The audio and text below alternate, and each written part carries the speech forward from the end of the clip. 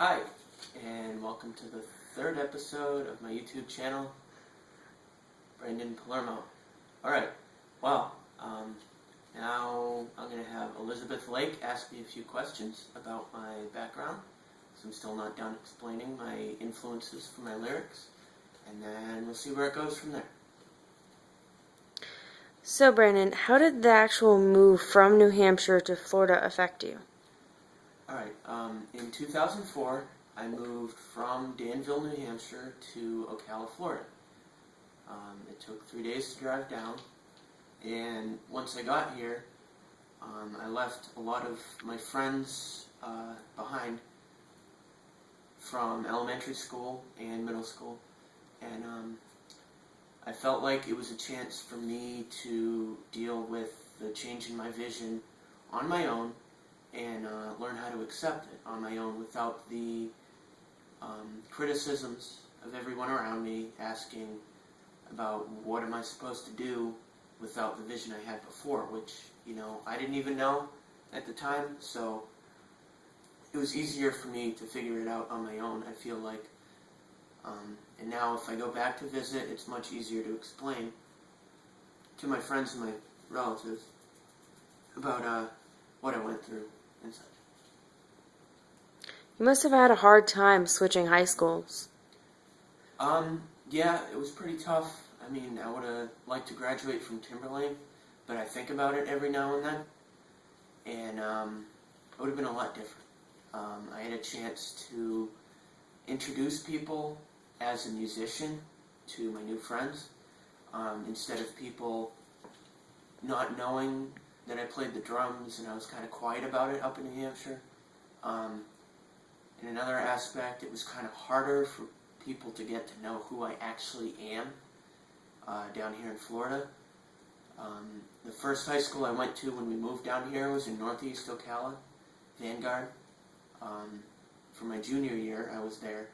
And then the second high school I went to here in Florida was Forest High School, and I graduated that year in 2006.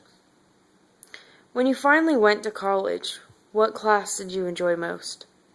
Finally, I went to college that autumn after I graduated, but I know some people it takes some years off. There's nothing wrong with that. But my favorite classes at CF were Introduction to Philosophy with Dr. Olson, because I learned a lot of stuff about philosophers and actually early psychologists, which is my degree now. And also I really enjoyed my wellness class with Dr. Burton, and I learned about self-efficacy and having low self-efficacy, how much of a health impact that can have on you, as opposed to having high self-efficacy, which was, the stoic attitude, saying, you can only change yourself, you can't change other people or the world around you so much until you change yourself, or you might not be able to indefinitely. So, and the stress levels associated with having low self-efficacy really inspired me, which you can probably see a difference in my lyrics. That was in 2008, very early 2008 is when I learned about that. And now I'm at UCF. My favorite college courses I've taken there so far, all of the courses taught by Dr. Saunders have been great, and they're really informative, and I like his personality. And also the classes I have with Mr. Jensler, I have an understanding of him being a new student, and a lot of the material was really, really rough and really, really heavy. I had to study for a lot of hours for those tests. I'm sure everyone in that class knows what I mean. But I definitely understood. I mean, he never gave us a hard time that he was going for his doctorate. I mean, I've had teachers like that, Miss Peart, and I had a great time in his classes as well. Now, your tattoos, did you get those in college? Yeah. All of my tattoos I've got since I've been in college, and all of my tattoos I've got since probably March of 2008, I would say, or February. I think I got my first one in February of 2008, which is my shark. I went to the Hart and Huntington tattoo shop in Orlando, Florida, with my friend Justin Kreuter, and I was looking through the designs, and that was the best tribal shark that I saw. It cost me $150, and that's the most I've ever paid for any of my tattoos. The next one I got was my Metallica star, and that one I was over at Justin's house, and Ryan Morris was over, and I was saying, hey, I really think I want to get a star tattoo, and I was going that day for it, and Ryan just throws out there, oh, how about the Metallica star? And I'm like, what does that look like? Oh yeah, wait a minute, you're talking about the load and reload logo. Okay, so we looked it up online, and I got it done as a tribal version. I paid $75 for that, and I got it touched up for free at Brick City Tattoo in Ocala. My next tattoo was my K tattoo. I have a lot of histories with K names, and initially, the reason I wanted to get the tattoo was to actually set in stone, kind of like it's a symbol of writing my lyrics, how I learn a lesson after I write my lyrics. It's down on paper, so I don't have to think about it so much anymore. My history with K names, I can appreciate it with my tattoo, and also I don't have to think about it so much because it's written down, technically, symbolically. Then my next tattoo was my dragon skull, which was my first tattoo I got in full color. And Steve-O, tattoo artist, he was independent at the time, in Ocala, did it at his house. And I had a few of my friends watching, my previous bandmate, Maria Calabrese, and my current girlfriend, love of my life, Elizabeth Lake, was watching that tattoo get done. And also, I think Ryan was there for a little bit, but he left in time. And my last tattoo that I got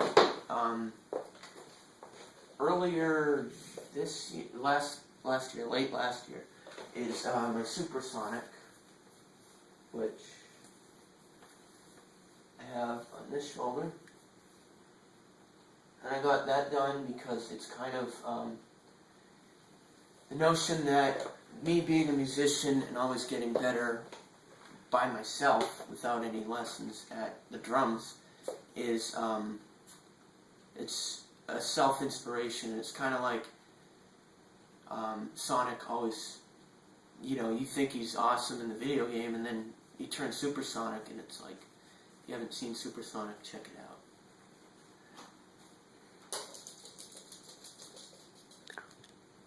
How did you actually publish your work?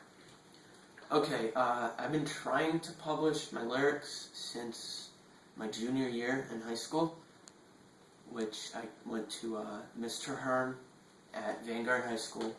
The beginning of my senior year, it was before I moved out to Southeast Ocala, and I gave her a copy of all my lyrics. By then I had about 70 to 80. By then you can check my sources by reading my book and seeing when by September of 2005, how many I have written, I don't know. That was right before I wrote Decide. And then I kind of put it on hold for a while. I had been asking around. I asked my English teachers in college about publishing works and what they knew about it. I got some interest in it, but never anything was really taken care of. So I've been trying to look into it. I haven't really got much information, but when we were doing karaoke, I'm speaking of me and Elizabeth, doing karaoke at 306, which was DJ'd by Matthias. Thank you, Matthias. And one of our friends, Tom, was there, and he referred to me. He was a self-published English major, and he said he published 3 books online. Actually, he said he had 4 books, and he published 2 of them online. So even after Matthias left 306, I kept in touch with Tom through texting, and I got his Facebook, and I was contacting him about the Kindle website and the Nook website, which I haven't expressed here on YouTube yet, but I've self-published those. Took maybe a half hour each. Took no time. I took some time and edited the works all on my own. I self-edited, and then I had Elizabeth check them over really quick for me. And then I had to switch, since I had each individual lyric file under its own name, own file name, in its own folder. I had to, instead of having them listed alphabetically, I had to change every file name to the date, starting with the year, then the month, then the day. And I had to put a dot in between each. So say today's date would be 2012.3.24. And after I got all that done, I decided, since it was going to be published as a book, I would put all of the works in one document. So I took each of them and I cut and pasted them into its own page. I put page breaks in between each. And then I had basically a 160-page document.